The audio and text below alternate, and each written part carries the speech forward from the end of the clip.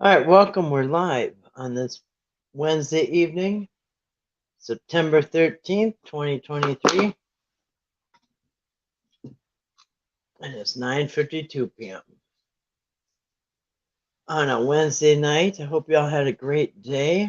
For listening on the replay, thanks for listening on the replay. Appreciate that. Let's see if I can put this in the holder without anything going wrong. There you go. All right, phone is at 43%. That should hold out with it plugged in there. So I always have to have it plugged in when I do live streams because it drains the battery fast. But it has to be above 35 or 40% when I start, or it sucks it faster than it charges. So anyway, I think we're good to go. I kind of came on a couple minutes, 10, 15 minutes later than I wanted to because I had to charge it up. Anyway, I was gone today and kind of getting busy. So anyway, so tonight it's not going to be a real long chat. We're going to talk about the last couple nights of what we've gone over the last two nights, which is, well, what we're doing is looking back. This is what the title says, looking back at the genealogy stories and Jesus' birth stories in Matthew and Luke. And that's what we've done over the last two nights. Well, I talked about it 3 nights ago, too. Talked about it 3 nights ago, showed the evidence last night, the night before. So now we're going to kind of wrap that up and talk about it. We're going to kind of look back at it a little bit. So let me grab a book so I can prop this thing up. All right. Tell you, it got cold out last night. It was freezing last night, which is weird for middle of September, not even middle of September. My dog rang the bell to go out at 6 o'clock this morning, and I went to go let him out, and the whole front door was covered with ice. Ice. It was raining when we went to bed. It got below freezing last night. I think it was 32 and 33, around there. But the whole door was covered with ice. I couldn't even believe it. Can't, way too early for that. Way too early for this. Anyway, it melted and it was a beautiful, sunny, wonderful day. I think tomorrow's going to be really nice. I think it's going to be in the upper 70s.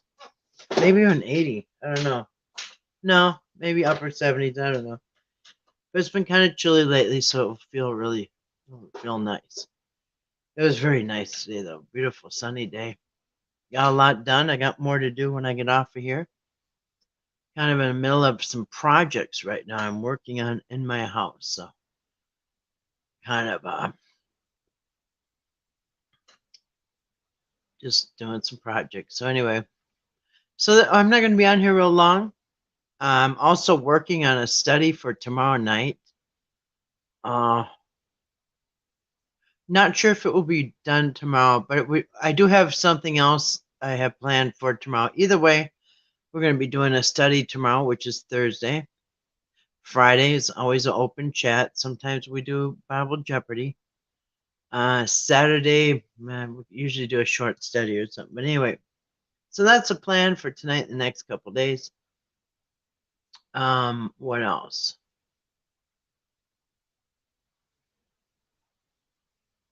Oh, I just saw, because I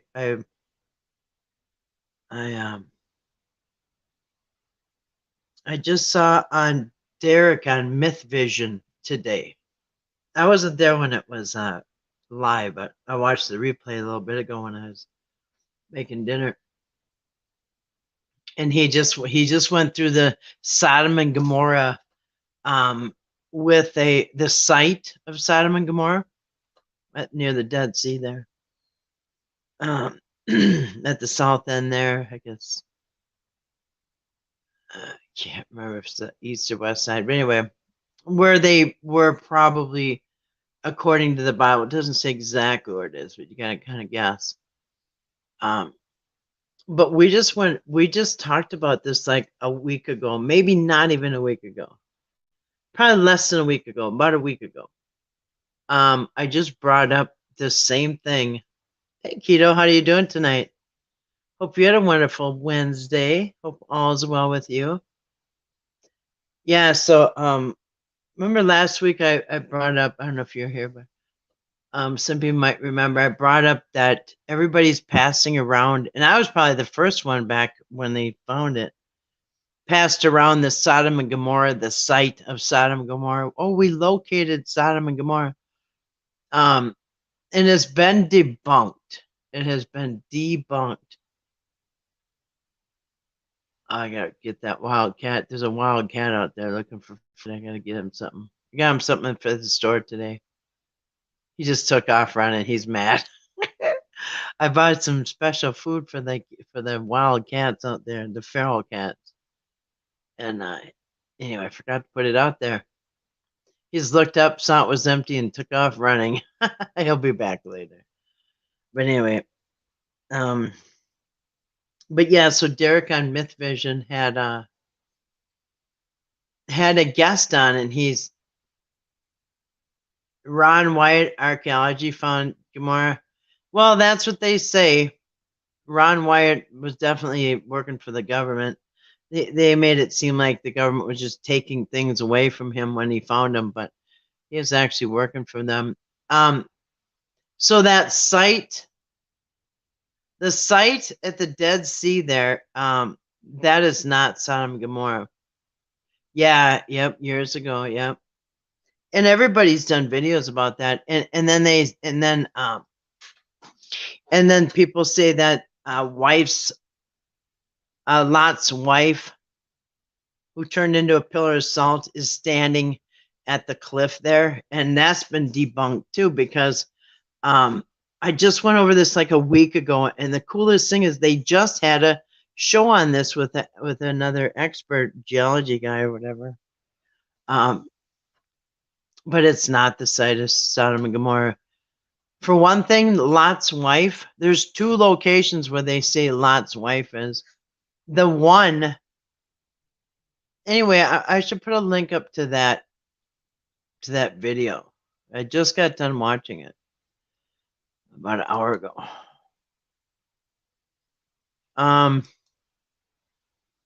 Because Lot's wife, that's not Lot's wife. It's that thing is like 50 feet tall. I know it looks like a person when you're far back, but it's like 50 feet tall.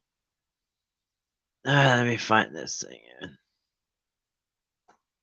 Well, I ran into somebody I know today at Walmart. There's a Walmart like 35 miles from here. It's the closest Walmart. And so I don't go there very often. I just once in a while, but I needed something. I need a gallon of paint. You can't get paint around here. So. Anyway, I ran into a friend of mine who I thought she quit working there because she used to work up here at a store, and she got a job down at Walmart a couple years ago, maybe. She used to work right when you walk in. There's a deli there, and anyway, I thought she quit there, but ran into her today. She actually just moved to the back department by the pets, and I'm always in the pet department. I'm always getting pet stuff, but anyway, she's talked to me about she's since I've met her, she's told me about she's being gang stalked. Ever know anybody who said they're being gang stalked? It's crazy, man. I gotta find this.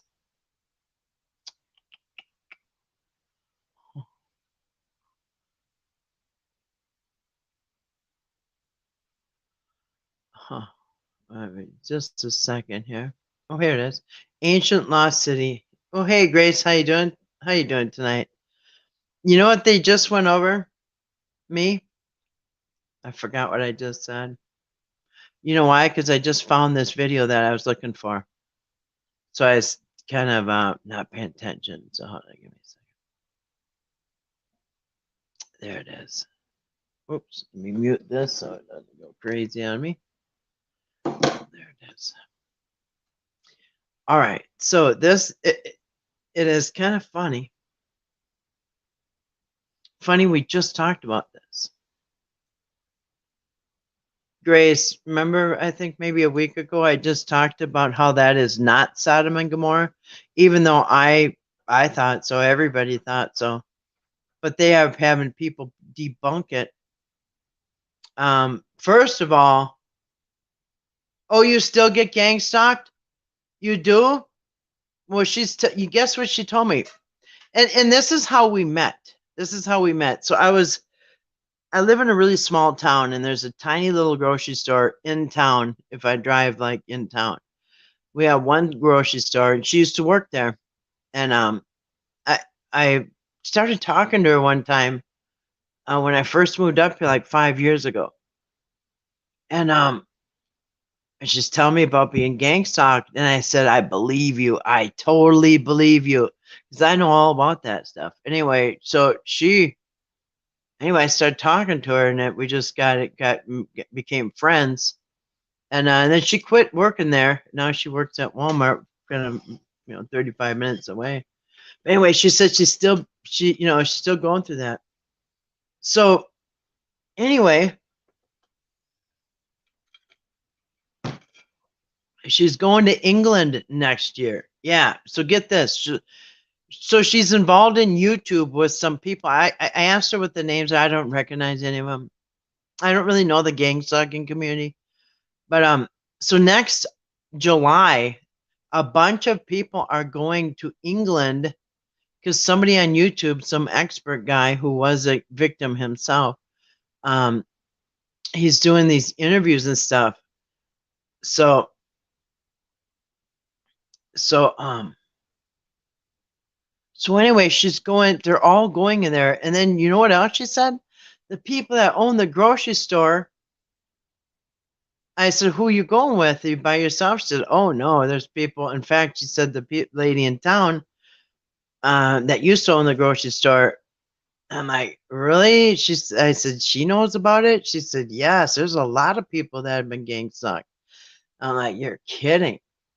But I totally believed her. When she told me years ago, I believed her. And anyway, she said most people don't believe it and stuff. So anyway, we became friends, and I thought I lost track of her because she's never. Whenever I go, she was working Sunday through Thursday, so I was full time. So I always made sure I went Sunday to Thursday, and I always looked for her at the deli, and she wasn't there.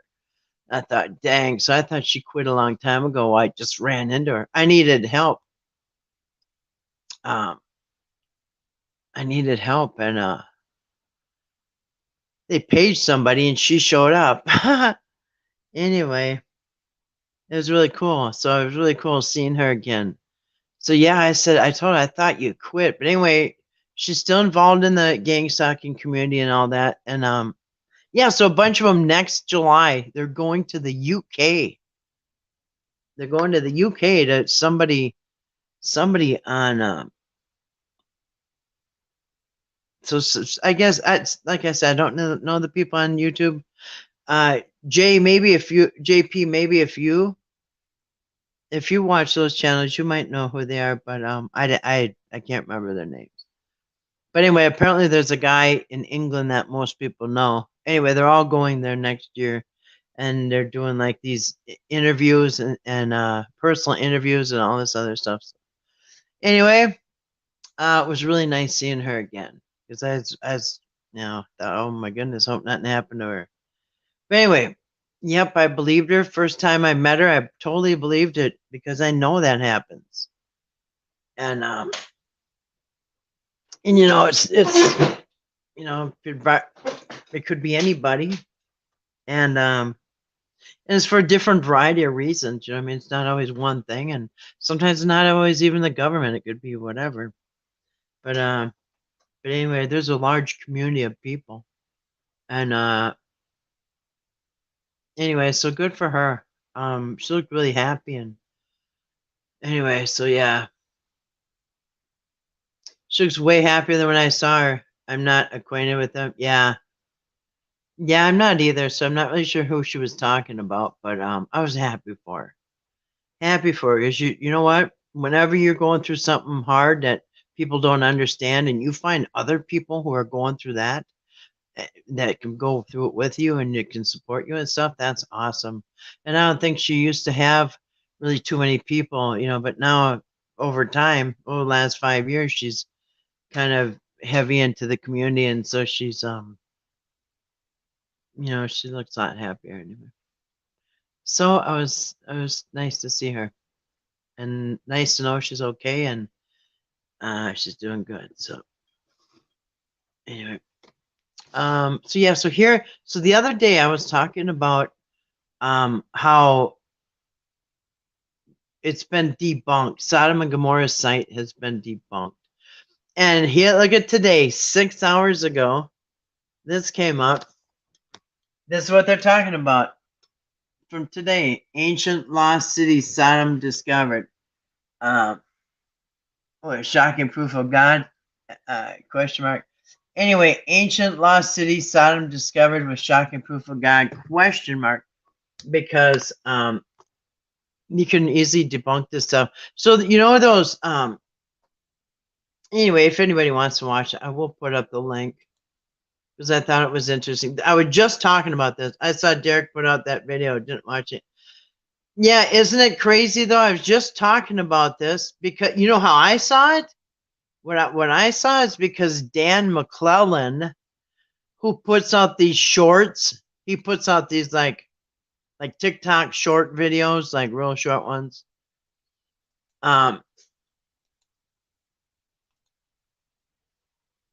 He just put something out debunking, and he showed the proof real quick on a short video. Yeah, Dan is good. Yeah. You know what I did not know about Dan is that he's a Mormon. See, I thought he was. I kind of figured maybe he was atheist, but I did notice he was kind of biased on some things. But he's very smart, very intelligent, and he can. I like his short videos because he gets right to the point. And anyway, so I like Dan McClellan. Yeah, I will. I'll put up this link to Myth Vision, Derek at Myth Vision. This is so weird because I was just talking about this the other day, just talking about it because I saw Dan McClellan's thing on it, and yeah, so those are sulfur. They're not. What they are is were they like stalagmites or whatever? I don't know what they call them, but it's at the Dead Sea where it's just pure salt, and these are they called stalagmites? I can't remember what they're called. But anyway, there's these formations that just start building up because of the salt. And then they get about 5, 6, 7 feet tall. And so from like the lake, it looks like a person standing there. You get up and it's just a bunch of salt. You know what I mean? So anyway, but I mean, that goes a lot deeper than that, obviously. Obviously, he goes deeper than that. But anyway, so that there is. Oh wait, I didn't put it up. Zoinks. Okay, and this is Myth Vision.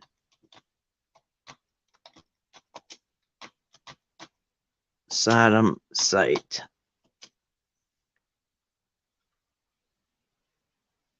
All right, did that go up right? Yeah, I think so. Myth Vision. Okay, and that was from today. But yeah, we just talked about this just so recently. Anyway, so let's go.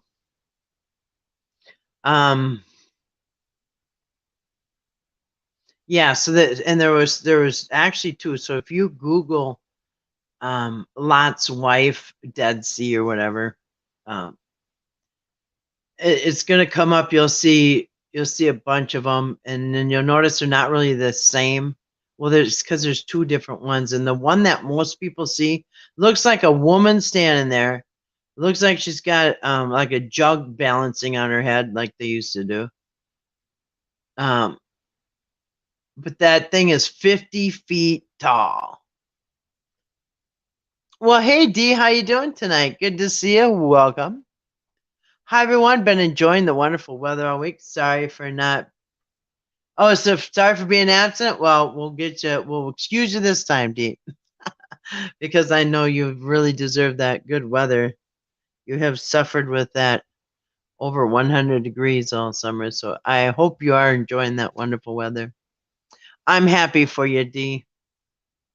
Hey, Dee, guess what? I woke up this morning. My dog, Caleb, always rings the bell at like 6 a.m. to go out. So I heard the bell ringing, and I go get up to let my dogs out, and it was raining when we went to bed. I woke up and there was this sheet of ice on my door. A sheet of ice. So it get down to 30, 32 last night. Freezing. Officially freezing. So yeah, we had ice. But then it warmed up and it got nice today. We're gonna be in the 70s tomorrow, but yeah, at night we're gonna be in the 30s tonight again. It's gonna be in like 38, 39 again. Yes, my whole front door was a sheet of ice. I mean, it's only September 13th. Yeah, at 6 o'clock this morning. I couldn't believe it. It was so cold out. Man, it was just like going into a time warp, because it's like like through a door, going from like a beautiful 70s and 80s and walking through a door and there's a sheet of ice. It's crazy. Yeah, it is good sleeping weather. Yeah, yeah, it's crazy. Yeah, we're gonna be in the 30s again tonight. Not quite freezing, I don't think. And you know what? Dang, I didn't even know about it, because you know what? I see some of my vegetables got burnt frozen. I still got tomatoes on the vine. I still got cucumbers on the vine. One of my cucumbers I didn't see got like big like a watermelon. Because I'm just pickled out, man. I've been canning pickles. I've been eating cucumbers. I've had it about enough. You're just gonna ask about the guy? Yeah, I didn't know it was gonna freeze. I didn't know it was gonna be like that cold. Um, Literally freezing. So yeah, I looked at my vegetables. Some of them got frostbite. Yep, which is not good. Anyway, crazy, man. I didn't expect that. I was shocked. So yeah, if my dog doesn't wake me up, I would have slept right through that. I would have woke up and it would have been sunny. I wouldn't have known about it. But yeah, 6 a.m. A sheet of ice. It was a whole sheet of ice covered my glass on my door. Like it was December or something. Crazy. What else? I don't know what else. Yeah, just having fun. I'm doing some projects, and so I've been busy, and um yeah, but I got something I'm working on, but I got something else I want to show. Maybe we'll do that tomorrow. Anyway, yes. Did you pull everything out of your garden? I harvested the. Oh, that's right. My peppers, the bell peppers, do not do good in the freeze. They do not. Well, they freeze good in the freezer, but you know it's weird when your vegetables freeze. They freeze and they turn like a weird color, and they get kind of clear and mushy. It's just weird. I mean, it's not like freeze them in the freezer. It's not a good freeze. It's a bad freeze. Anyway, so we're going to look back a little bit. I'm just going to talk a little bit about the genealogy stories and the Jesus birth stories that we just went over the last 2 days. Um, if you missed it, we went over yesterday was the genealogy stories that are only told in Matthew and Luke, not in the original Gospel of Mark. And and anyway, I'll have more to say about that tomorrow, but we're going to kind of wrap this up, the Matthew and Luke. Now, just think about this. The genealogy stories in Matthew and Luke, Matthew chapter 1, Luke chapter 3, um, not even close. They purposely added an extra name, so it'd be 14, 14, 14, 14 generations, 14 generations, 14 generations.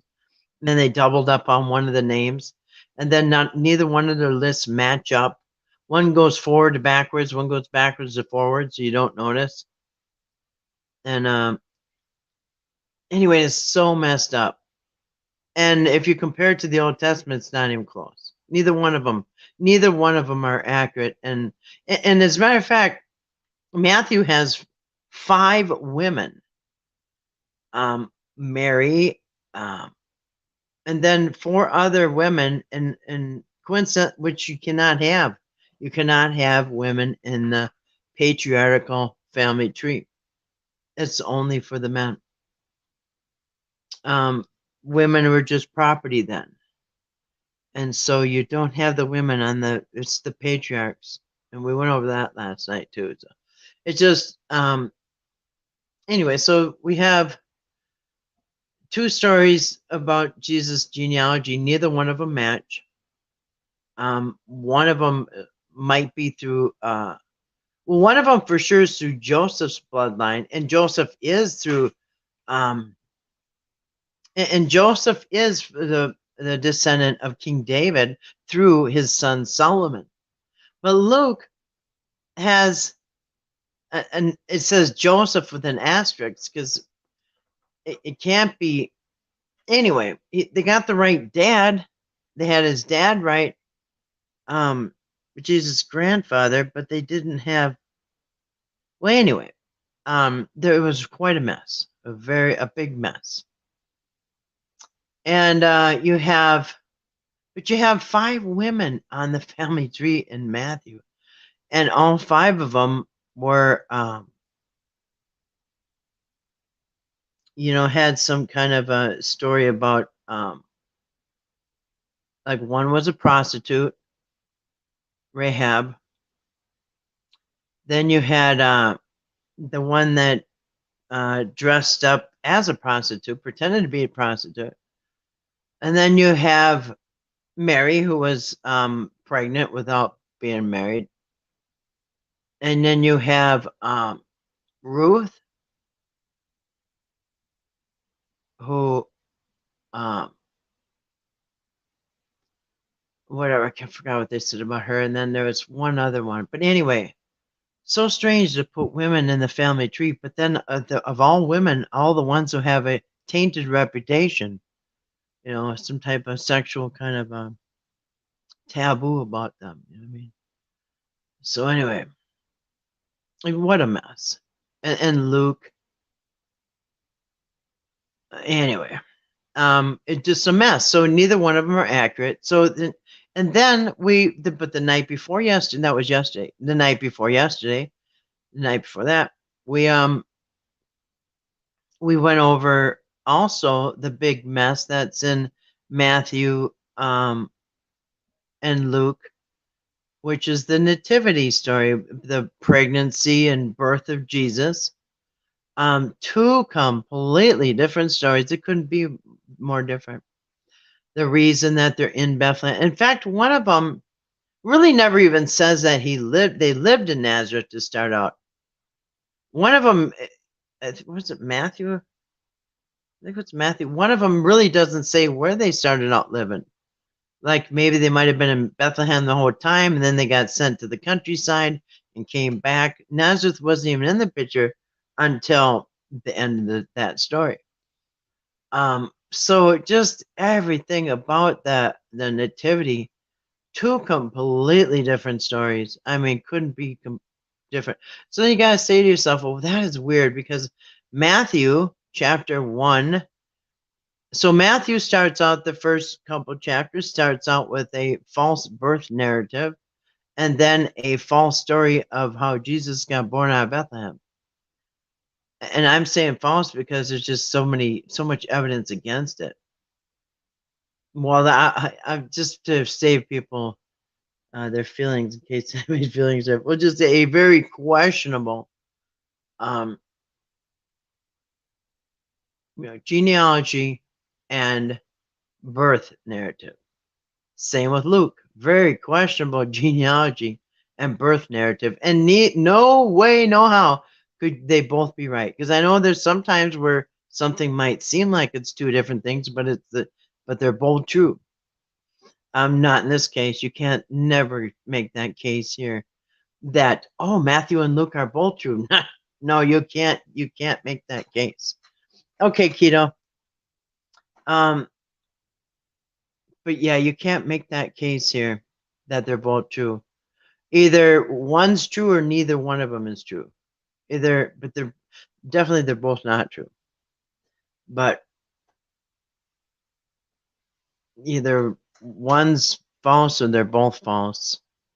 But anyway, so then really got to ask yourself, okay, so if I'm reading Matthew in the first couple of chapters, the genealogy and the birth narrative are so flawed and incorrect and mistakes, and anyway, and the same thing with Luke, like, okay, so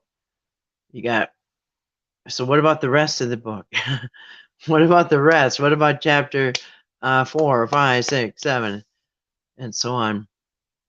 If it starts out that bad and that faulty, I don't know, it should make you wonder.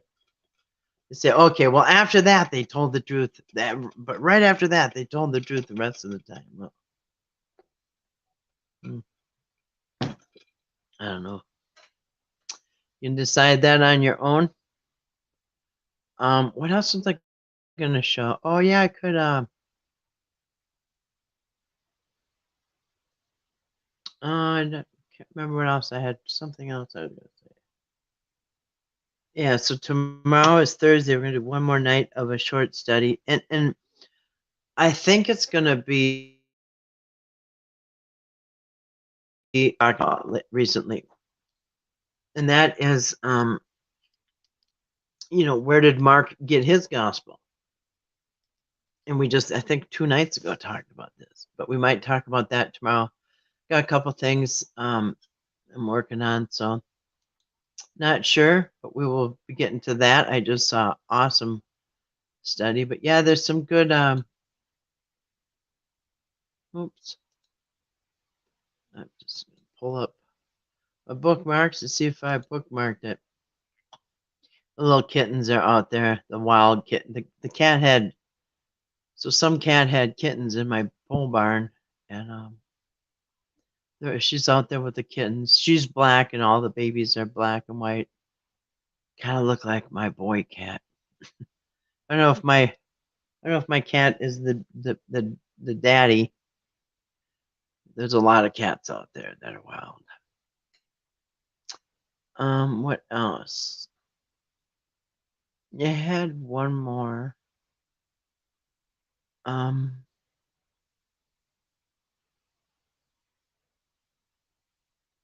Yeah, I don't think I bookmarked it. Anyway, I'll just figure out what we're doing tomorrow when it gets there.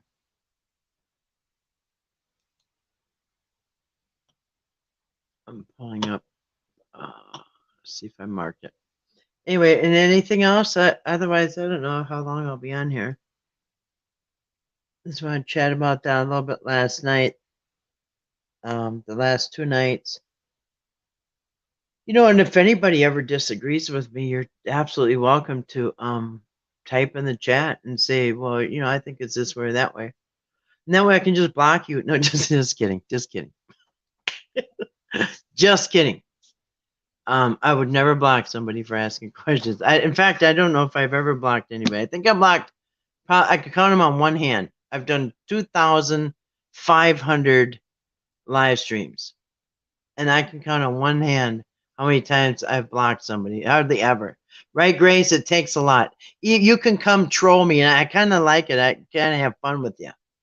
So, I mean, unless you're like death threatening or, I don't know. Or if you're just getting really old and trolling, I don't know. Unless you're really super disruptive, I would never block anybody. I like when people have different opinions, and and if you come troll me, I'll probably have fun with it. I don't block very easy, so that was totally a joke. I'm saying though, but if anybody has a comment or question or concern or anything like that, feel free to put it in the chat. And And when we have open chats, anybody that wants to come up and be a guest, I would put the link up in a heartbeat and you can come in. It takes something big to get blocked. That's right. I don't want to block anybody. It's got to be real big. And not, you know what? Not only does it have to be big, but it's got to be big a whole bunch of times. Anyway, it takes a lot. It takes a lot to get blocked here. Not like other channels. And then I see other channels just block people at the drop of a hat. We don't do that here. All opinions are welcome, all faiths, or even if you have no faith or some faith or faith in, doesn't matter. Doesn't matter what you believe in, everybody's welcome here. And all opinions are welcome here too. So I hope nobody's ever shy to say, hey, I think it's not like that. I think it's like this. And once in a while, like maybe a week or two ago, I as soon as I got off, my screen went black. I don't know if you guys remember that. I said, wow, it went black. It's never done this before. My whole computer went black. Anyway, I talked a little bit and then got off. Then after I got off, I looked to see if and it came back on. And I went back and looked at the comments. And I missed a bunch of comments. Because once I got done reading, I went to go back in the chat and I couldn't. So, if you put a comment and I don't say anything, because somebody right now might be saying, well, I did put a comment. She ignored me. No, I don't ignore comments. I like comments. But sometimes I don't see or I get knocked off. 2 times I had a weird ending where it just my battery went dead.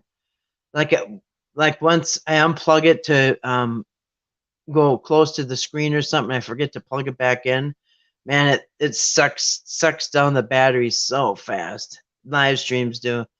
I'm sure you've heard other people say it makes your phone hot, heats your phone up, and it runs the battery real down fast. So, not like any other thing I've seen.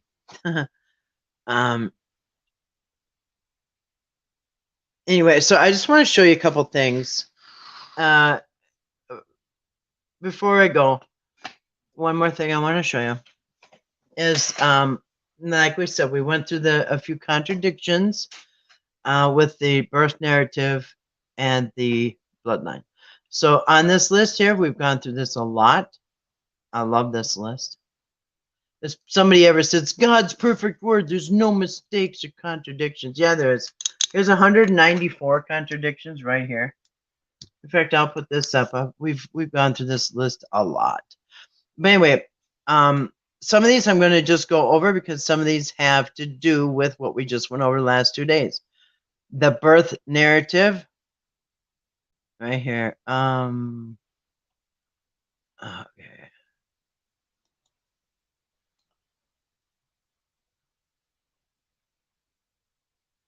Okay, so it goes right to here. All right, so we're just going to go over these real quick, and these are the contradictions in the New Testament. Yeah, the whole New Testament. But anyway, this is pertaining to what we did the last 2 nights, Matthew and Luke. That's what I have up here, specifically have up here. And not just Matthew and Luke, but Matthew and Luke, birth narrative and genealogy. So, Alyssa, this is an old tradition of listing the contradictions in the Bible. It says, number 1, Jesus' lineage was traced through David's son Solomon in Matthew 1:6. We went over that. But in Luke 3:31, Jesus' lineage was traced through David's son Nathan. You can't do that because the prophecy says it's David's son through Solomon, not Nathan. So once they got to Nathan, disqualified. Anyway, so Luke was, and you can tell, like Matthew is more aware of Jewish traditions and laws and practices or whatever. Luke, not at all. Anyway, so you can see he'll make mistakes like that more often. Well, not that Matthew won't, but Luke will make the mistakes not knowing, and John doesn't know at all. Welcome back. John doesn't know Jewish tradition at all. They're all making mistakes, but Matthew is the least one to make them, the least likely to make mistakes like that. So Matthew did get that right because it is the prophecy says that the Messiah would come through the bloodline of David through King Solomon. So anyway, number 2, the announcement of the special birth came before the conception in Luke. All right, so in Luke, I don't know if you noticed, but the angel came and told Mary, I think. So in Luke, the angels come and talking to Mary. In Matthew, the angel comes and talks to Joseph. All right, completely different. And in Luke, the angel came and told Mary that she's going to be pregnant. Okay, in Matthew, the angel came. Well, angel came to Mary in Luke and said she's going to be pregnant. In Matthew, the angel came to Joseph and said she's already pregnant. All right. And then in Matthew, Jesus' parents were told of their son's future greatness in Matthew and Luke. But Jesus' parents knew nothing of their son's potential later on in Luke.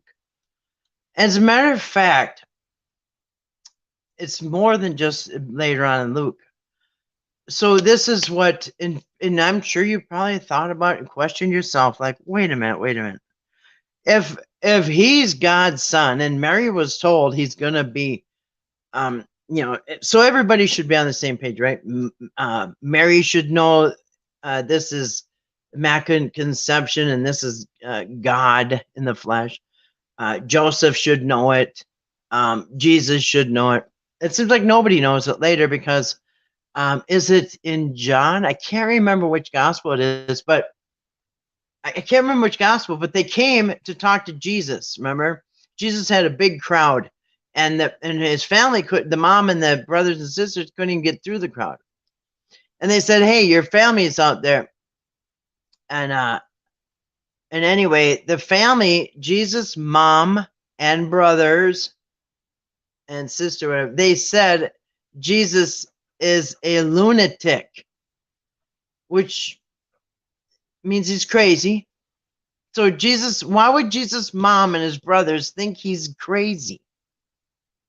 Mom, you should know he's not crazy. This is God, remember?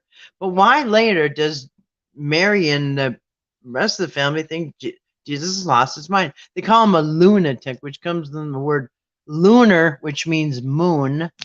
Because like a werewolf, like people, and like today, people get crazy around the full moon, right? So those they call them a lunatic because those are people that got crazy on the full moon. They call them a lunatic, referring to lunar, the moon. So, but it meant you're crazy.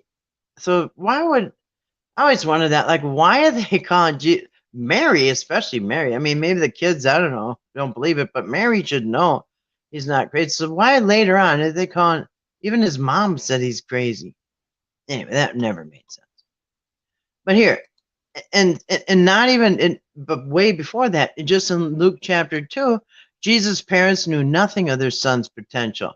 But in Luke and Matthew, they were told he's going to be great, the angel told them. But, one chapter later, they don't know nothing about it. In Matthew 1:20, the angel told Joseph, and Luke, the angel told Mary. So, and this is a theme throughout there. Mary gets the angel visits in Luke, and Joseph gets the angel visits in Matthew. It just does. Oh, and get this. So there were, you remember, they like to do the numbers. I mean, so there were 28 generations from David to Jesus in Matthew, but there were 43 generations from David to Jesus in Luke. 14, 14, and 14. Anyway, 14, 14, 14. Well, that's because they like to pad the names and repeat them and whatever it takes to get 14, 14, 14. Anyway, but neither one of them are right. Let's remind ourselves of that too. Both of them were way off. Neither one of them matched the real bloodlines, but they tried. They gave it a shot. Now who's counting, right? And here I pointed this out. I pointed this out a lot last night. Jacob in Matthew, Jacob's father is called, or Joseph's father is called Jacob, which actually was Mary's father was Jacob. What was his name? Jacobian. Well, actually, Mary's father sounds like Jacob. I think it was Jacobia or something. But they also flat out said that Joseph's father was Heli. Remember that? I pointed that out too. Heli is Joseph's father in Luke, and Jacob was Joseph's father in Matthew. So they can't get the daddy right, the grandpa. So in Matthew, he was supposed to be called Emmanuel. There's a mistake right here. I just found a mistake. This is supposed to be an I.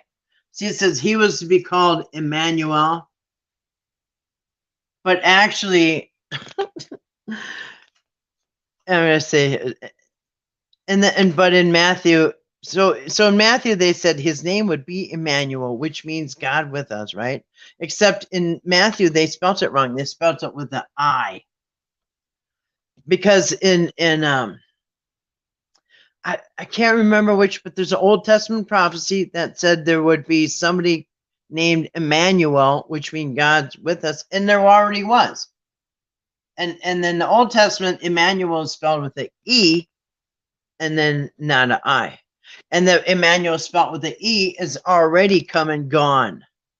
Can't remember whose son it was. Some of you guys might remember. Emmanuel was already one of the famous patriarch's son. I can't remember. Anyway, he's already come and gone. Emmanuel. He's been born. He's dead. He's gone. So there's no more Emmanuel's coming. And by the way, nobody called Jesus Emmanuel, not even as a nickname or as a joke or anything.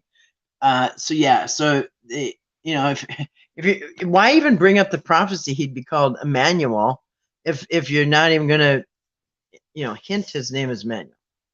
Anyway, so that kind of made him look dumb to even say that. Why even bring up that prophecy? And like I said, in Matthew, they spelt it wrong with the I. So I'm not sure on here why they got an E. The Old Testament prophecy had an E, but not. Anyway, so not only did they get the name wrong, but they spelled it wrong too. Then last of all, Joseph, Mary, and Jesus flee to Egypt while Herod slaughters all the males under 2 years old. Matthew 2:13-16. Note, Jesus' cousin John, I brought this up, remember, even last night. Jesus' cousin John was also under 2 and survived without having to flee. Nothing about John the Baptist fleeing. And I've heard theories that said, well, John the Baptist, his mom and dad were, Elizabeth and Zachariah were probably Essenes. And the Essenes didn't live in town. They lived out in the wilderness in caves on the outskirts, like where nobody else lives, in caves. The Essenes. But it doesn't say that. You can, maybe rationalize that's why he's not dead and he's under 2. Well, Herod didn't do a very good job, right? If 2 of them, right, to the only 2 we know that were 2 years old got away, how many others did? Anyway, there's no record of they have very accurate records of everything King Herod did. They wrote down all the naughty, horrible, evil things he did, and not once did they say he slaughtered all the 2 years old. There's a lot of people that were all too happy to write down the bad things Herod was doing, but nobody said nothing about killing 2. And it doesn't make sense. Like I said, half that town probably was Herod's relatives. Why would he slaughter all the 2-year-olds? Some might be his or his relatives or his workers or his whatever. Anyway, Joseph, Mary, and Jesus did not flee to Egypt in Luke, but remained and did the temple ritual. Remember that? No slaughter of infants is even mentioned in Luke, right? Or Mark or John. Slaughter the 2-year-olds is Matthew's idea, but there's no record of it at all.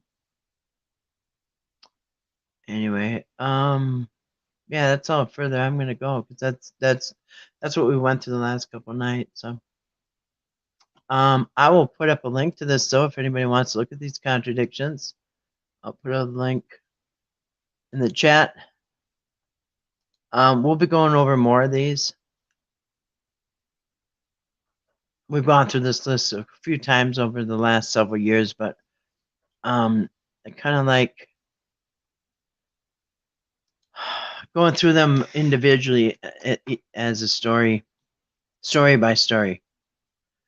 Oh, here. It's called 194 Contradictions. Contradictions in the New Testament. Okay. I'll pop that link on there. There you go. In case anybody wants to check out that list, I'll show you back over here again. Quite a list. But yeah, we'll be going through more. Maybe we'll just go right through from beginning to end through the Gospels because yeah. I mean, some of these stories are opposite. Like when Jesus went a certain place. I just remembered. I just saw, where is it? One of the places he went, everybody was so impressed, and the other one, nobody was impressed. and just like Luke and Matthew is Sermon on the Mount, and Luke is Sermon on the Flat Field. Opposites. Same sermon. One's on a flat field, one's on a mount. But Matthew loves mountains. Matthew's got, what is it, 12 mountains stories? He like adds a mountain to every story he's got. Almost. Anyway, well, thank you. That could be nice. Well, thank you, Cheeto Keto. Or Keto. I saw Cheetos at the store today. I almost got some, but you know, I'm trying to eat healthy, so.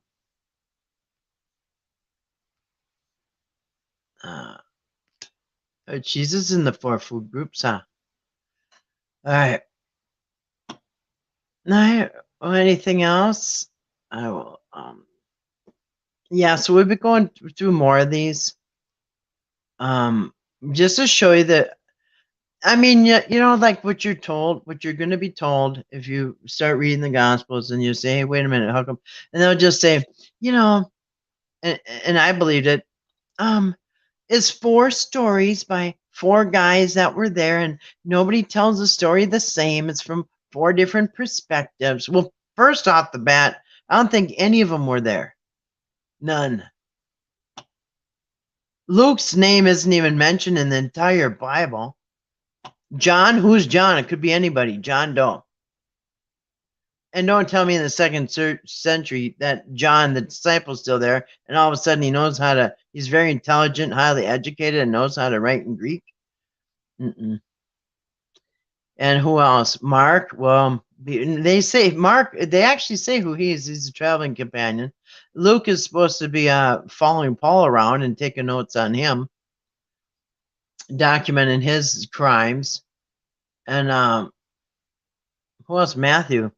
Matthew is just consider Cheetos as cheese. Why not? Some people consider caramelized carrots as healthy as a regular diet. Yeah.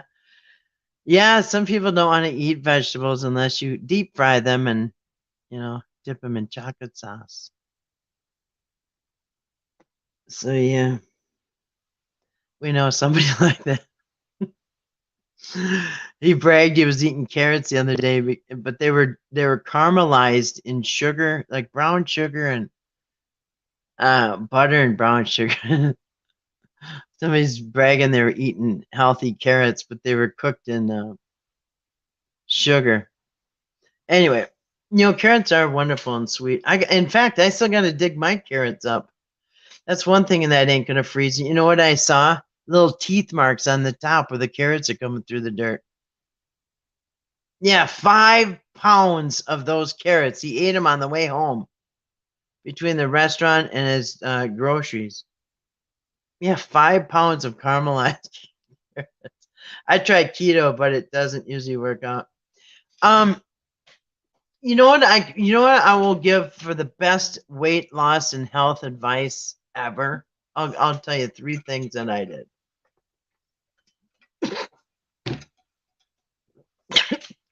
I almost choked. I guess I can't tell you I'm joking. So much for being healthy. Yeah, keep trying it. Yep.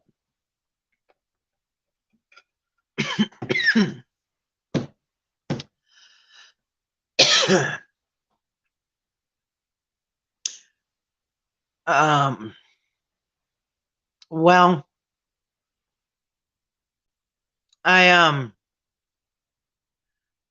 yeah, I know my water went down the wrong pipe. I was trying to say how healthy I was. Just kidding. No, I quit smoking. I smoked cigarettes for 20 years. And my spouse got cancer, lung cancer. So I quit on 9/11/2009.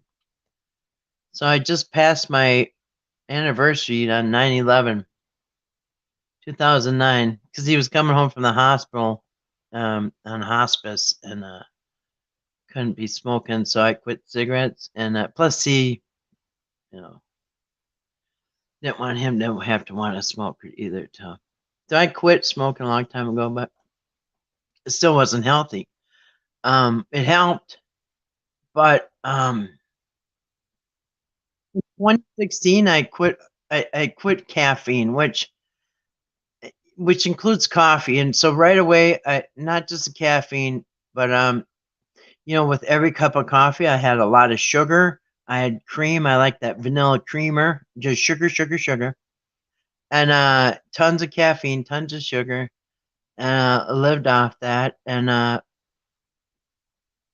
tell you, when I quit caffeine, it's like being a child again. It's like at night you get tired, you yawn, and as soon as my head hits the pillow, I'm out, and I don't wake up till the morning. And I haven't slept like that since I was a kid. You get like a normal tired cycle.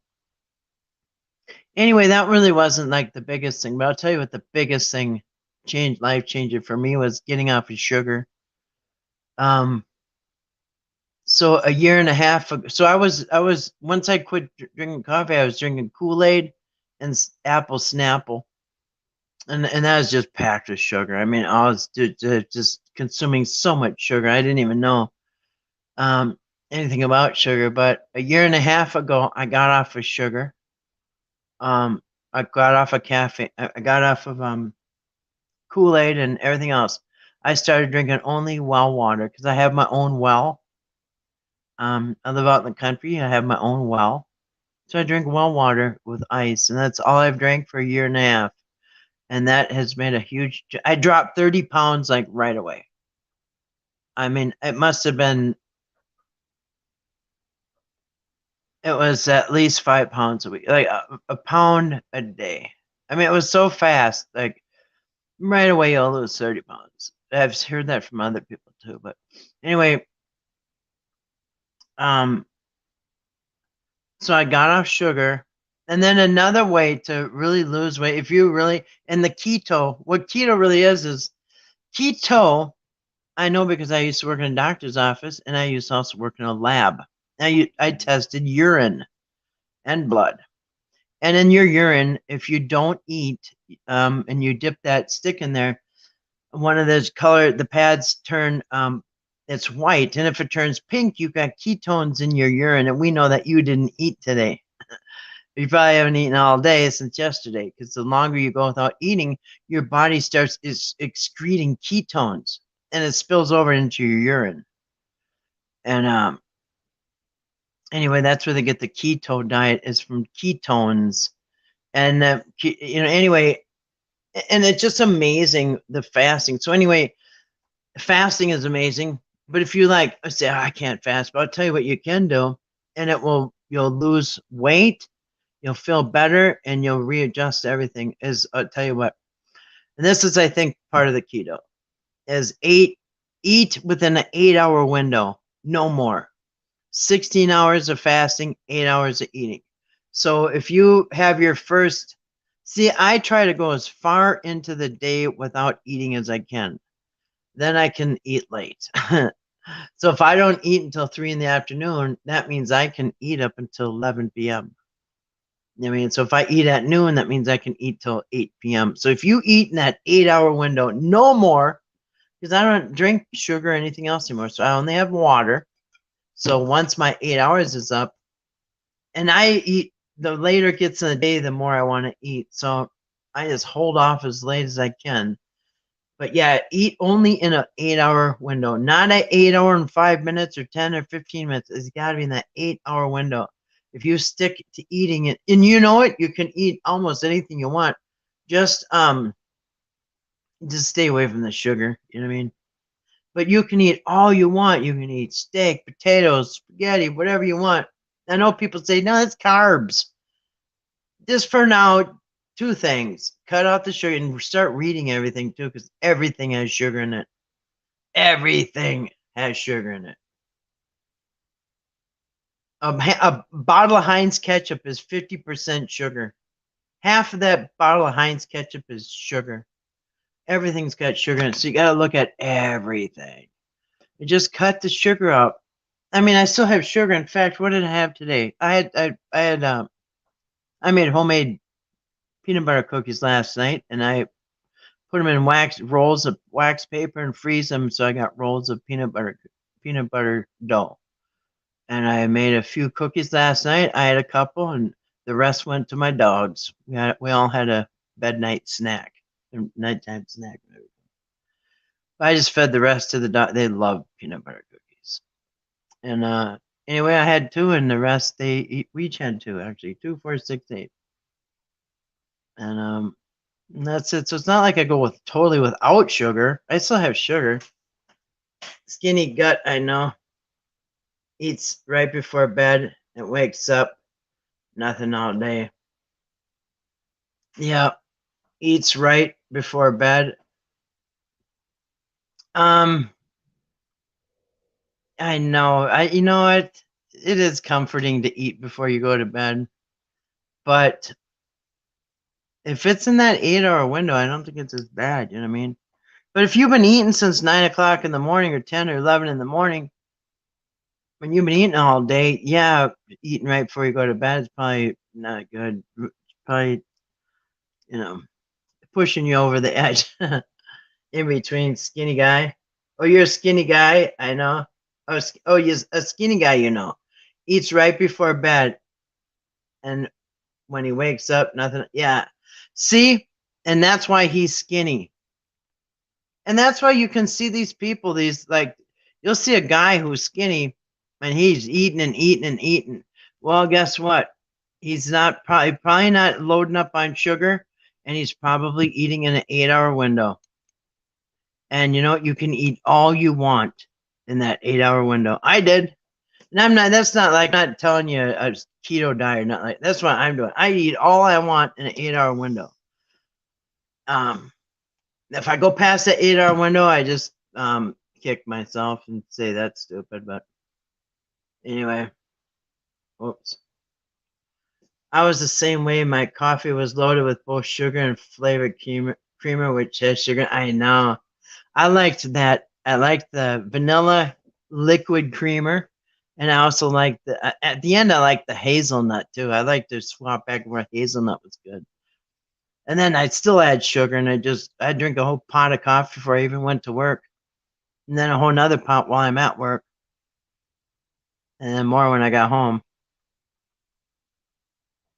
It just had my OMAD. Little changes make a big difference. Yeah, they do. Yeah, you don't have to do everything at once. Just start cutting out on sugar. And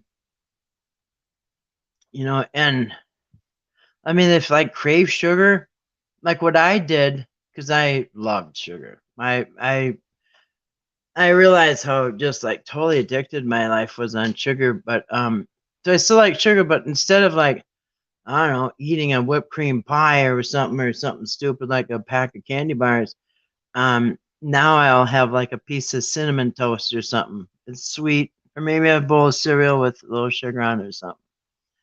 Um, just to kind of satisfy a craving, but not, you know, because really you should only have. I think what is it? The men can have 27 grams, and the women. I should look it up. You can only have so many grams of sugar a day. Oh, man, 1 meal. Oh, okay. I'm sorry. 1 meal a day. Okay. Wow, 1 meal a day. Yeah, I don't do that. I like 2 meals a day, but it depends if I get busy. Like today, I kept putting off. Then I had to make the dogs dinner, and then so by the time I came on here, I just had some fish before I came on. Let's see, how many grams of sugar? Wait, how many grams per day? I think it's 27 for women, 30 for men or something. Here, how many grams of sugar should we have per day? Men and women is different. To keep all this in perspective, it's helpful to remember that the American Heart Association recommends for sugar intake, men should consume no more than 9 teaspoons, which is 36 grams of sugar. And you know what? They taught us to count your calories and stuff. Who cares about calories anymore? I don't. That was a trick. And the fat, you don't get fat from fat. You know what I mean? You can eat all the fat you want.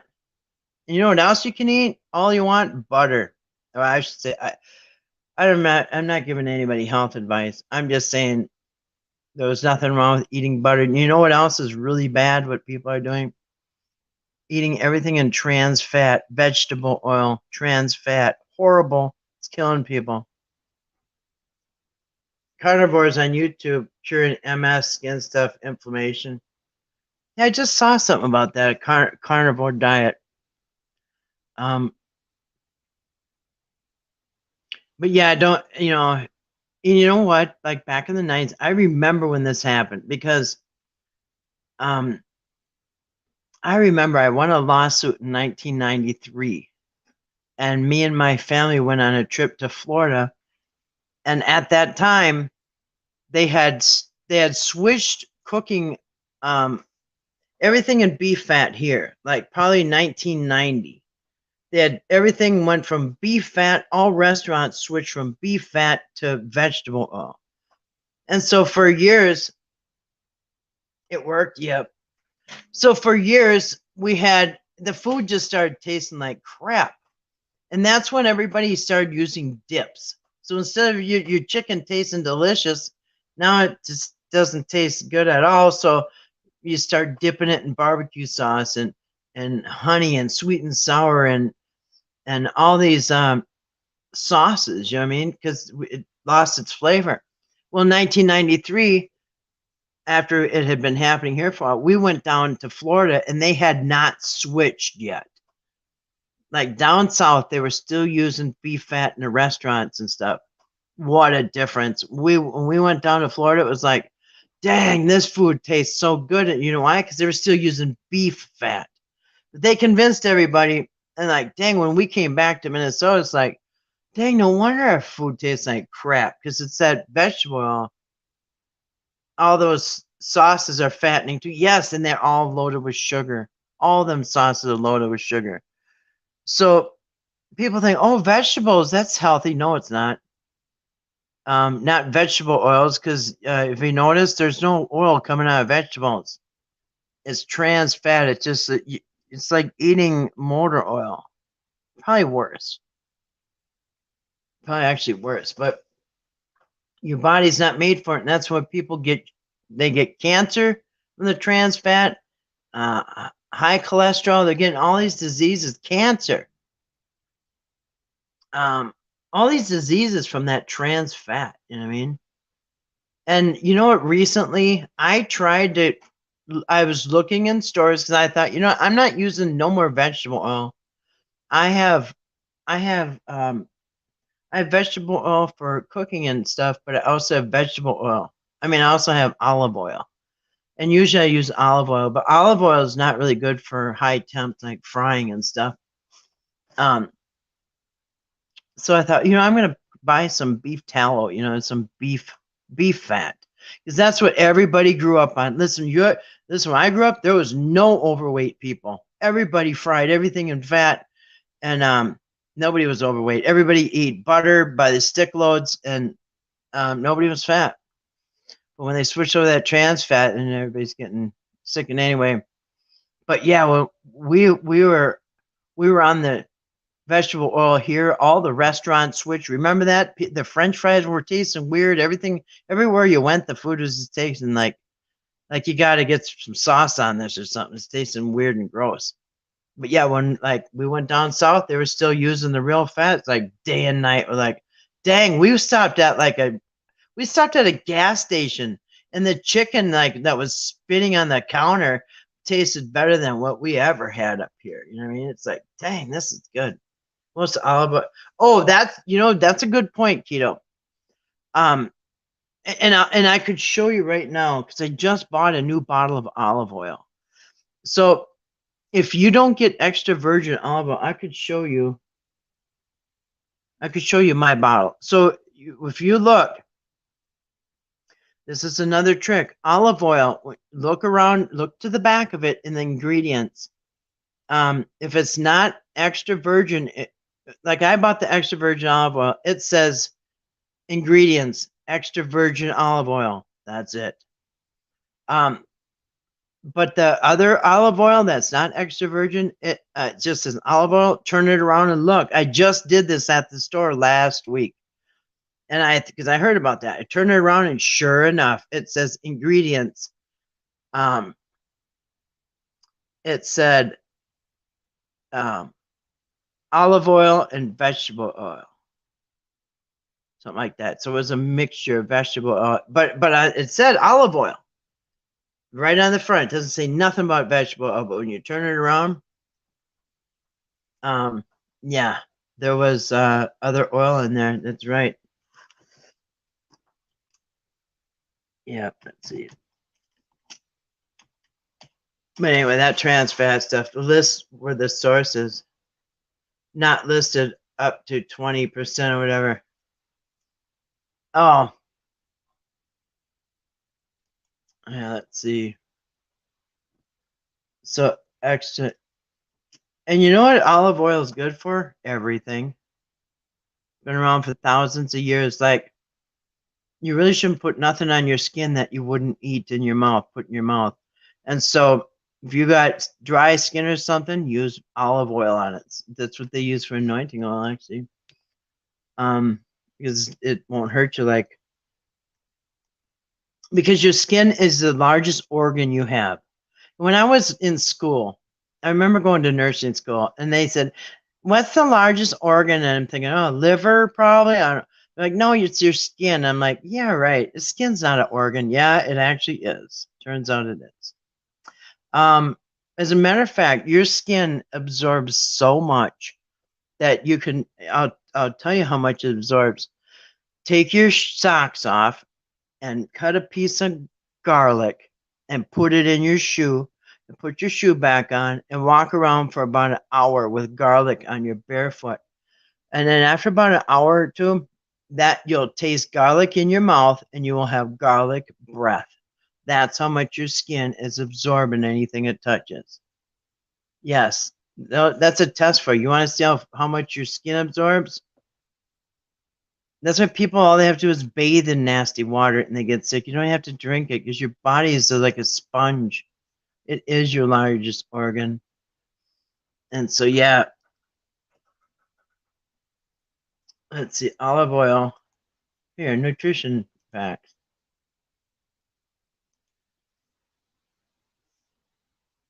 But anyway, you can't find beef fat. You cannot find beef fat. Here it is. Let's see. Olive oil.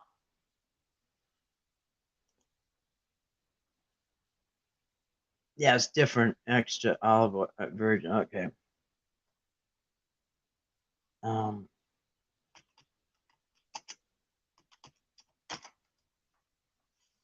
if it just says one nation, if it just says one nation, then maybe it's okay. Yeah, let's see. Well, I just turned the bottle around and I looked. I thought, dang, they're right. It says vegetable oil. Or wait, I forgot what's it. Vegetable oil.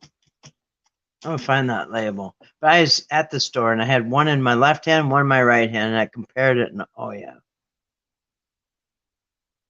Um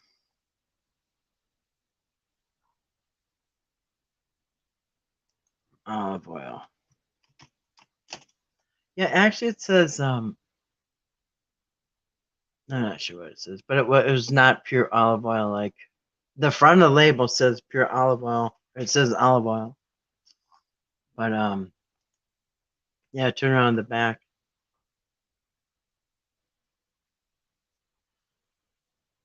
Yep, that's why you got to get like this Bertolli's here. I'll show you what quick. Um, Bertolli's is good. This extra virgin olive oil. This is $10, but that was $13 at the store. But it's worth it. Let's see, virginity though. Huh. Yeah, they ain't gonna show it probably. Anyway, yeah, just look at the ingredients. Hmm. Anyway, there's traps and snares everywhere, man. There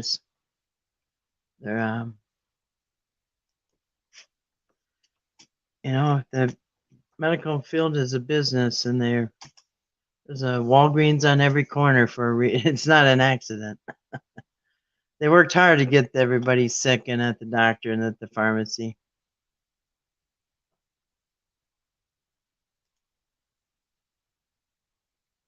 100%. So here's what mine said. Um, yeah, so it'll say ingredients 100% extra virgin olive oil. But if you get the not extra virgin, if you just get the regular virgin, she has to be extra. Let's see here. Trying to find one without. They're not gonna show. Oh, oh, here you go. Bam. Virginilio. It says extra flavorful virgin olive oil. So here's one. Ingredients: extra virgin olive oil and refined sunflower oil. You never want to have anything refined. Run. Okay, refine, run. You don't want anything refined. That means they did whatever the hell they wanted with it. Now you can eat it. Here, let me see this one here.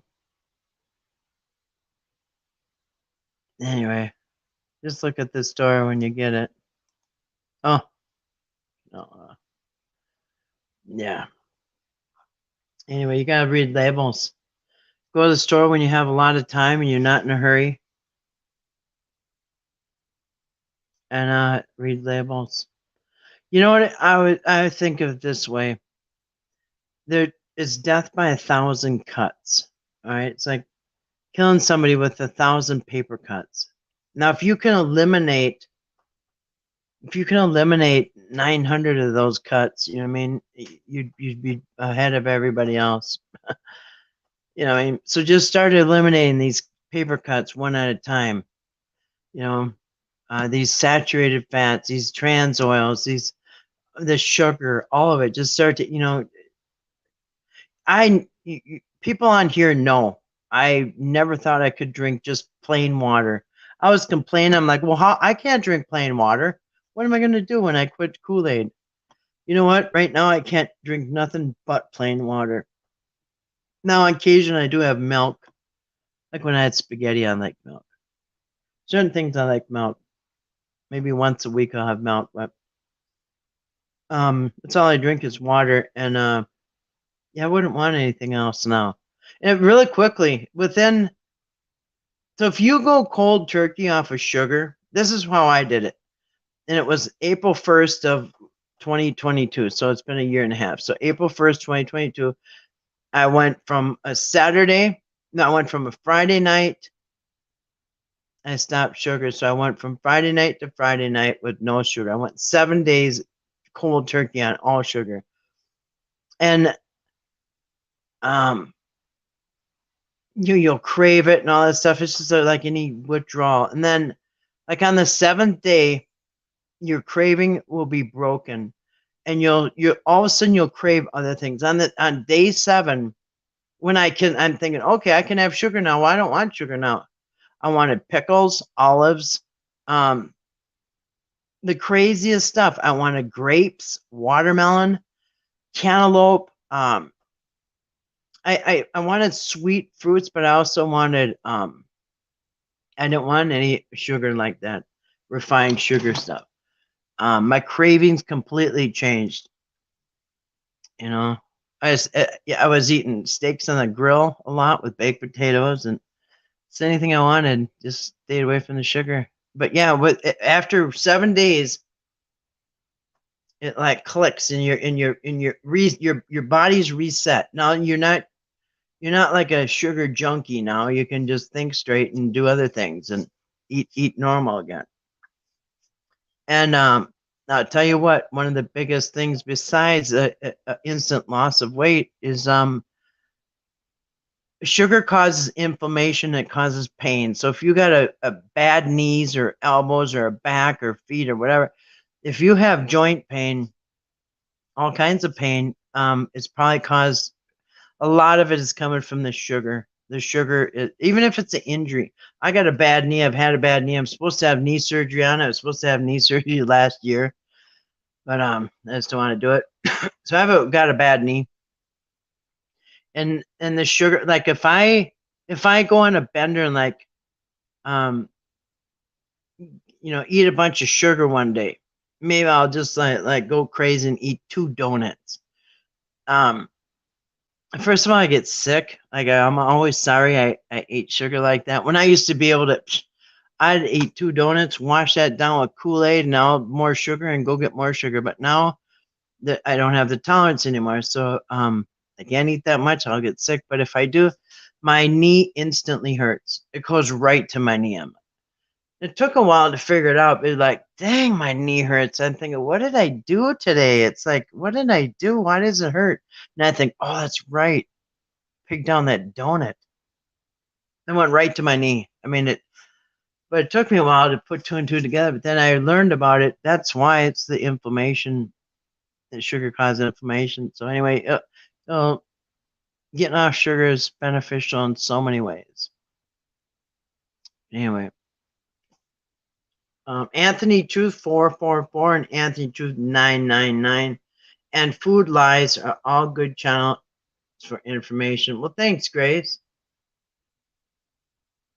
That's just one ingredient. Listen, maybe then it's okay. Yeah.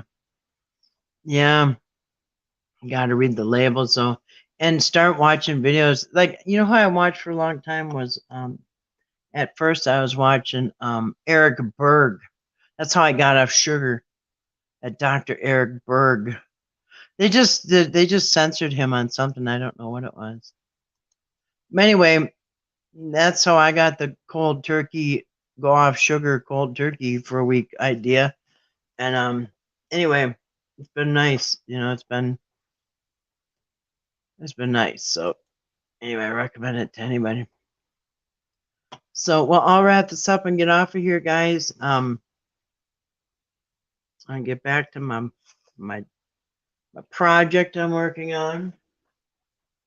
I got a bunch of projects because I'm having a party next month.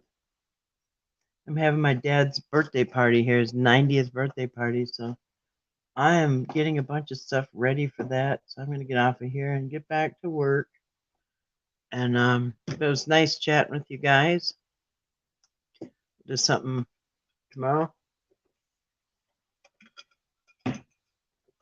And anyway, so thanks for coming in. There you go, find my channel here. I can see my chat.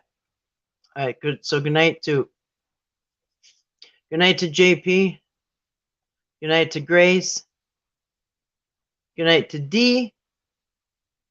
I'm glad it's cool down there for you, D. I'm glad you finally get to enjoy the weather. And anybody else that came in, thanks for coming in. And if you're listening on the replay, thanks for listening on the replay. Hope you all have a good rest of the day wherever you're at. And I hope you have an awesome day tomorrow. Maybe see you tomorrow night. Either way, thanks for coming in. And I'll talk to you later. Good night, everybody.